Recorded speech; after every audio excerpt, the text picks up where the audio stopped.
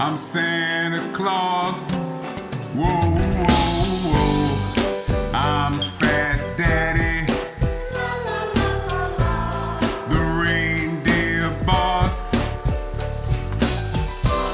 I packed my sleigh with goodies and toys. You know I'm on my way to feed all the good little girlies and boys. I'm Phat Daddy from the North Pole. Whoa, whoa, yeah. I'm Phat Daddy, Santa Claus with soul. All the kids know me simply because they know Phat Daddy is really Santa Claus.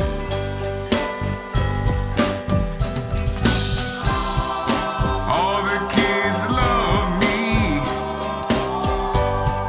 simply because they know Phat Daddy is really Santa Claus. I need to say Merry Christmas to the whole world tonight. Come on, Dancer. Come on, Prancer. Blitzen. Where Rudolph? Let's go. On to Mondawmin, on to Lexington Market, all over the world, all the children. Have a happy You're watching Christmas. The Good News Show with me, Marc Clarke. Thanks for your support. I'm Shalonda Stokes, President and CEO of Downtown Partnership of Baltimore, and I'm repping the Good News Show with Marc Clarke. What's up, friends? It's the Baltimore Foodie and the boy with the blue beard. Since 2004, Leaders of Tomorrow Youth Center has supported young people ages 5 to 18 with art programs that empower them to excel. However, recently, several former Ltyc contractors jointly filed a class action lawsuit over unpaid invoices. Joining me today is Dr. Dermell Brunson, founder of Leader of Tomorrow Youth Center. Dr. Brunson, good seeing you, my friend. Yes. Now, so in the intro, I kind of set up the challenges that you're facing, and off air we were talking, and I mean, you're a young man, but you've been in this business a long time. How long has your business been in existence? Started right out of high school, basically, for a little over 20 years. That's amazing, I think. And I think it says a lot that in these years of existence, this is kind of the first year that you kind of had this kind of turbulence. But I'm gonna hit you in the head. I got these questions. I'm gonna hop on. Yes, sir. And let's get to the bottom of it. So since the class action lawsuit was filed 3 months ago, has there been any settlement to the 8 contractors who are looking to receive payment? If not, when do you think the contracts will be paid and this issue be put behind them? Because I think that is obviously, that's a question everybody asks you. And the bottom line is we love our contractors. We've been in relationship. The folks that have that lawsuit out, they've been with us average 7 years, a couple of them almost 10 years. So the issue that happened this last year with the federal cuts and pay delays and all the things, it shocked them. It gave them a rocking, and we've been extending that love and concerned about the way those delays have impacted them for this whole year. So it's just now with filing the lawsuit at the time that folks were catching up, it now takes it down a legal path that needs to have its own resolve. And so everyone that's along with those groups of people that were contractors on delay, they've been paid. We got our payments started to come in at the end of September, early October. They just started to catch up. So we were able to catch up those folks. But then the lawsuit hit. We're like, no, wait, don't do that, because that doesn't help the situation. That makes it worse. And so I think that at the end of the day, people, of course, when you mess with people's money, it's going to be a problem.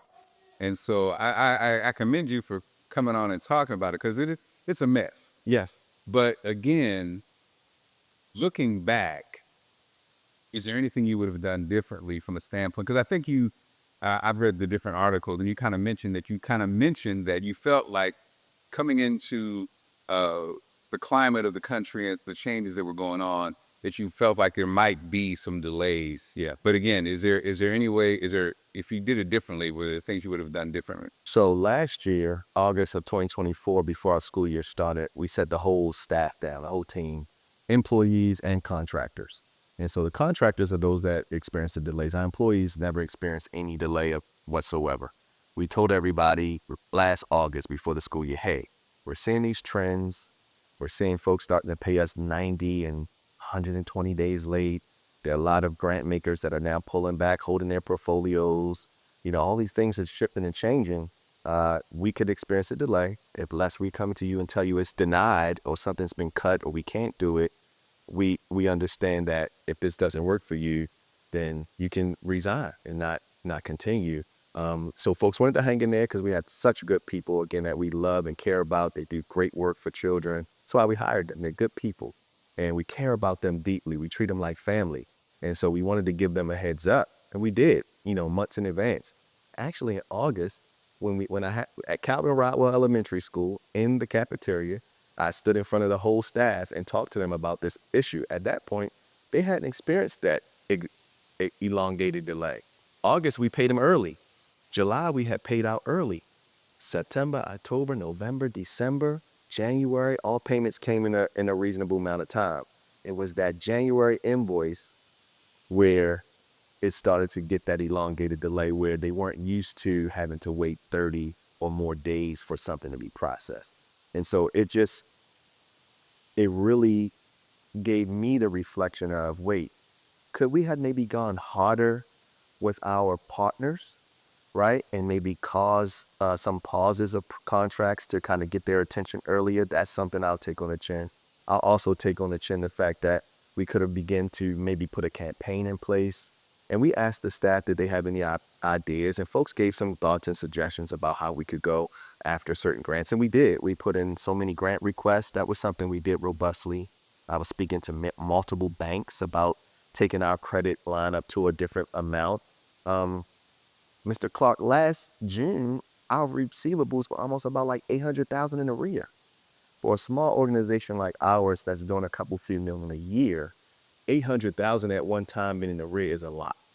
And that's the kind of thing that we were regularly experiencing. When I would have my finance meetings and look with my executive team and my chief of staff and director of finance and our team, they would be showing me agent summaries and read 4, 5, 6, 7, 800,000 on a regular, consistent basis. And so we should have been more aggressive with those partners, lovingly aggressive, not rudely, but just more assertive to get that money in that was catching up, you know, from their end.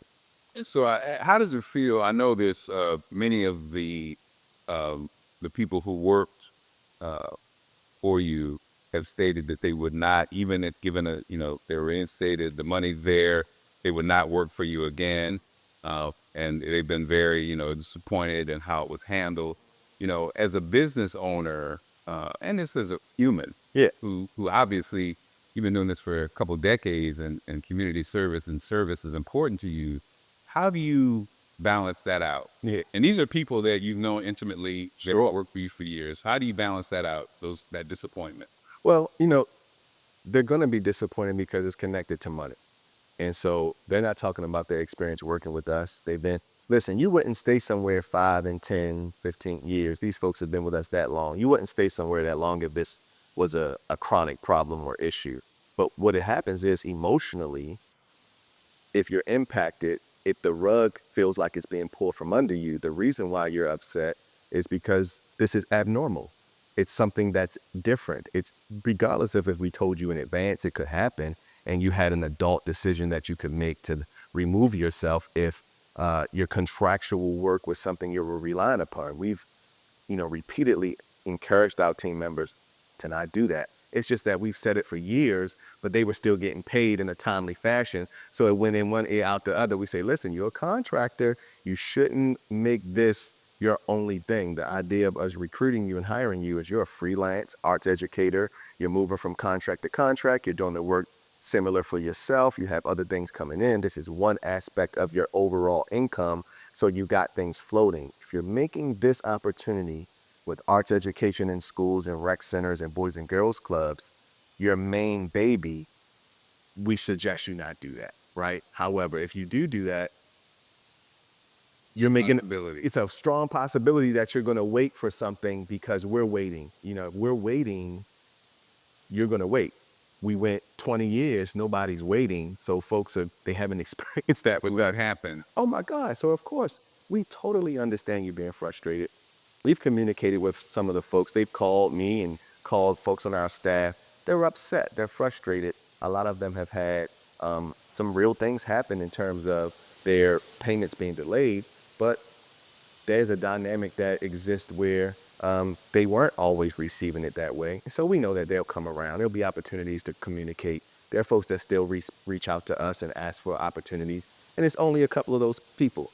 There were 8 on the news and 8 filing a lawsuit. There were about 58 people that were experiencing delays. And several of them are still working with us and still available and communicating with us. It's only a small group that I'm still to. Are the contractors, all those have sued been paid? No, because now everything's connected to the lawsuit. So it's because you have to follow that process. And so some people will look at what you just said and feel like you're blaming them, right? Not doing that. No. You're just saying that it was a conversation that was had. Yes. Just in general. Absolutely. And then also In advance. So let's talk about, how do you move forward? I mean, your organization has had this. I've been to your events, and I know people who work for you over the years, and so you had a strong reputation. This happens, been all over the news. You've been dragged, and I'm not going to say, when you don't pay somebody, that's going to happen. Sure. How do you recover from that? And tell us about what's going on moving forward, especially with your love drive that's coming up. Yes. So we're moving forward regardless. This is one challenge that happened that's, it's really out of our control. We can't pay ourselves. And we're on a net 30, net 60, net 90 model with our partners. We're not a business where someone's paying in to receive something at the time of goods or services. It's not a retail store. It's not your car wash. It's not a grocer where there's an exchange. So the idea that we're receiving money up front or that there's been some mismanagement be based upon that, that's where it gets concerning for us because we're a nonprofit. Tax returns are public.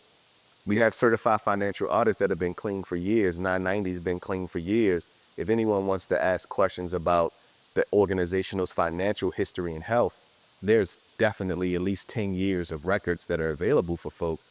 We've had Gold Star, God Star ratings and credit worthiness, grant worthiness for years. So, well, I think, of course, the headline, especially if you're not in the business, if you're not entrepreneurial, if you don't really know how it works, when people hear that your nonprofit has a multi-million-dollar contract, people instantly think, oh, this company's rich, right, blah, blah, blah. They don't understand necessarily. I think even the schools said that basically, we paid out, I think one of the school districts said we paid out $600,000, but it kind of puts in perspective.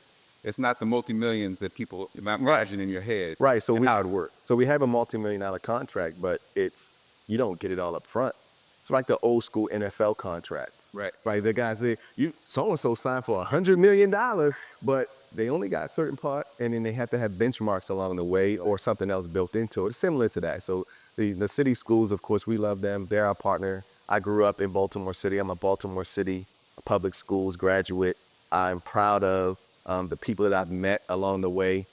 Good people in the system, not only at the school level, but at the district level. We have no axe to grind with them. We love them. We care about them just as much as we do our contractors and team members. This is a love exchange that we're under. But however, they made some statements that were not true in terms of the dynamic of the contract. And so, yes, there's a delay that happens, not just with Baltimore City. That's another thing that we got to stop doing, is stop demonizing Baltimore City public schools.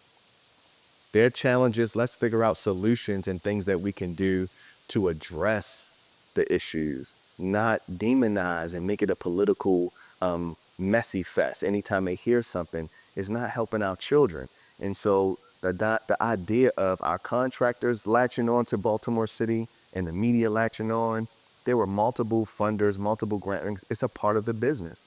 It's just that for our size, coming out of COVID, finding new challenges, we cannot go, Mark, 90 and 120 days, 4 and 5 months without a payment. Show me your favorite Chick-fil-A and say that for 90 days, they're going to still be serving chicken. People going to be in there talking about my pleasure and giving you all the things for 90 days and nobody paying money. Now, I will say this. Now, some will say that's not their problem. Right. It's your problem. No, yeah. Business. Yes. And you take that. Absolutely. Yeah. Absolutely. And also, is that one of the things that you say, 20 years you kind of run smoothly, didn't have this issue. So now looking at a way to brace for situations like this. So that's never happened again. Because again, the good news is you've had a stellar reputation all these years. So what your biggest thing that saves you is your reputation. Sure. And so And the history and the documentation. Before a matter of time, let's move forward. Let's talk about love. That less. Oh man, the love drive. So the love drive, this is our 13th year. We provide new hats, new coats, scarves, mittens for young people in the certain communities that we serve. It started in Baltimore, in the community that I'm from, Edmondson, Rillet. I started. Billy's in the house. Yeah. We started right from there, from Lyndhurst and Rockdale Heights elementary schools, and so I got tired of seeing kids in the morning with no coat on when it's cold outside, just a hoodie, or just like the school sweater, or layers of, and that's cool. We all grew up, with your long john, but I started seeing kids when I was working in the schools with just long johns under their uniform shirt and a hoodie and no coat. And so I started purchasing coats, using my own funds to purchase coats, and then it turned it into something for Ltyc.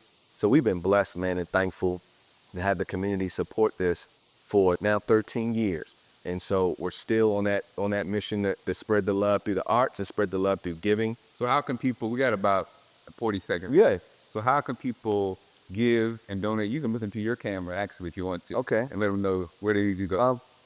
Ltyc.net, Leaders of Tomorrow Youth Center.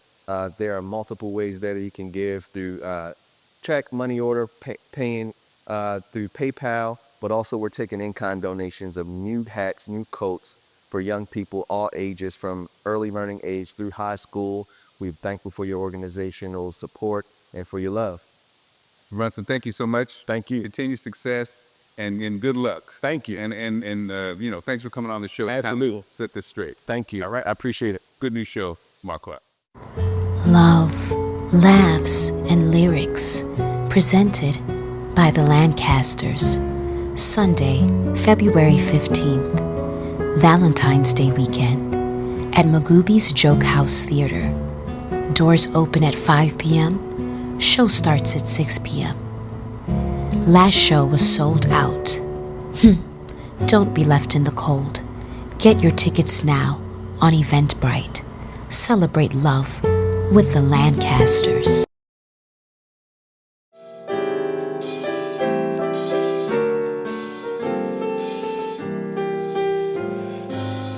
Sleigh bells ring, are you listening?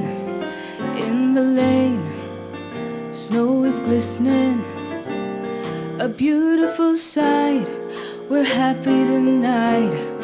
Walking in a winter wonderland. Gone away is the bluebird. Here to stay is a new bird.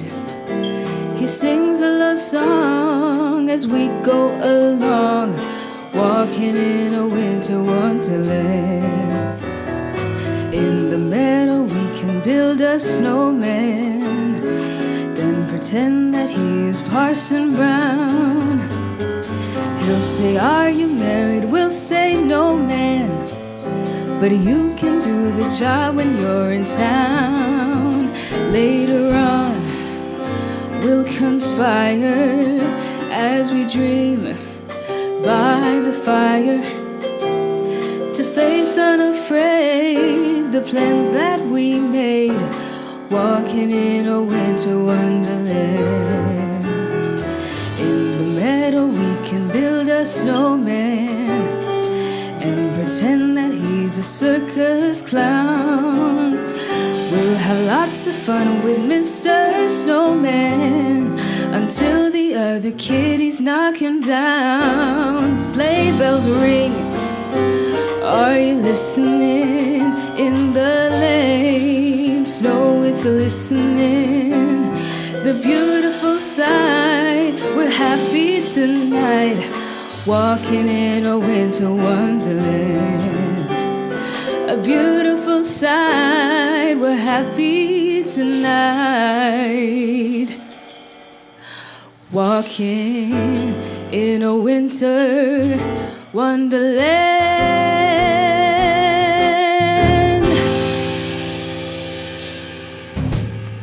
All right, all right. I'm Shalonda Stokes, President and CEO of Downtown Partnership of Baltimore, and I'm repping the Good News Show with Marc Clarke. What's up, friends? It's the Baltimore foodie and the boy with the blue beard. Baltimore Collegiate School for Boys, we don't just educate young men, we shape leaders. Leaders who rise with integrity, wisdom, and courage. Our rigorous curriculum challenges students to think critically, communicate effectively, and achieve greatness. From science and math to arts and athletics, we empower each boy to discover his potential. Our dedicated faculty and staff create a supportive environment that nurtures growth, both academically and personally. Here, every student is known and valued. Baltimore Collegiate is more than a school, it's a family. Hello, I'm Anthony Jenkins, president of Coppin State University, and you're watching The Good News Show with Marc Clarke. Hey, this is Bay Frazier, and you're watching The Good News Show with Marc Clarke. I'm Shalonda Stokes, President and CEO of Downtown Partnership of Baltimore, and I'm repping the Good News Show with Marc Clarke. What's up, friends? It's the Baltimore foodie and the boy with the blue beard. How y'all doing? I'm Kevin Blackwell, father of Charles Blackwell, 6th grade. And I'm gonna be real short. We came from downtown.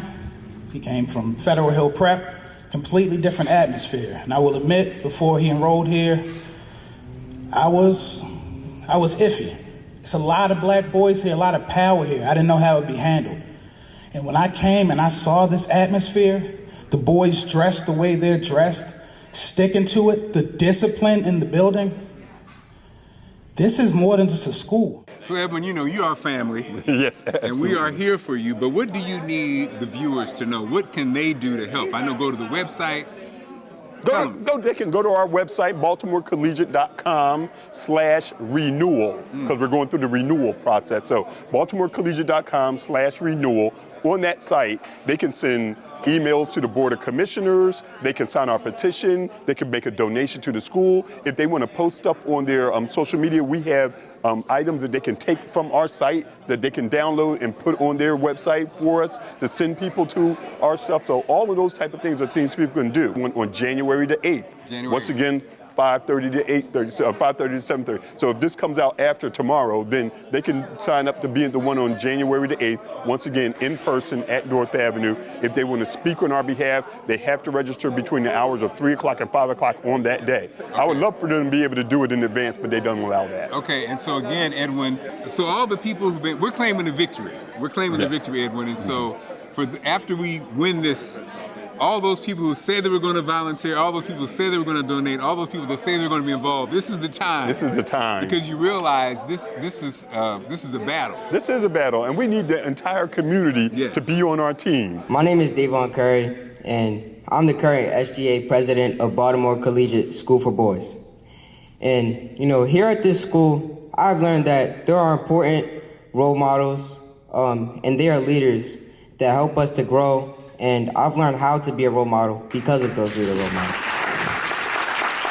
You know what I'm saying? So it's hard to be out here, like, you know, by yourself in the wilderness, but I'm so happy that the number of people in our community showed up tonight, you know, and so we're really happy that everybody's here, and we ask them to continue to show up for us. Appreciate it. Continued success, my friend. Thank you very much, my brother. Baltimore Collegiate School for Boys, we don't just educate young men, we shape leaders. Leaders who rise with integrity, wisdom, and courage. Our rigorous curriculum challenges students to think critically, communicate effectively, and achieve greatness. From science and math to arts and athletics, we empower each boy to discover his potential. Our dedicated faculty and staff create a supportive environment that nurtures growth, both academically and personally. Here, every student is known and valued. Baltimore Collegiate is more than a school, it's a family. Welcome to One World Studios, where culture meets creativity and your vision becomes reality. Powered by the groundbreaking partnership between Frank Johnson Media and Paris D. Rose Productions, One World Studios is a full-service creative agency that delivers bold storytelling, powerful branding, and content creation. One World Studios is the go-to destination for creators, organizations, and brands ready to lead with purpose. If you're building something, we're your team. This is where strategy meets soul. Book One World Studios, oneworldstudios.hq.com. One vision, unlimited impact. So, how you doing? Good. My name is Ltyc. What's yours? My name is Mark. Nice to meet you, Mark. You too. I heard you speak. Tell us about why it's important to keep the school open and why do you love the school? I like the school because what they teach us very good. They teach us very good things in math and like science and social school too. I love it. We have plenty of after-school programs. That's very nice. And I also like Mr. Avent as our CEO. I like him as our CEO. He's a good person. Definitely. Well, let me tell you something. Keep up the good work and good luck, okay? Thank you. Thank you, brother. Love, laughs, and lyrics presented by the Lancasters. Sunday, February 15th, Valentine's Day weekend at Magooby's Joke House Theater. Doors open at 5 p.m. Show starts at 6 p.m.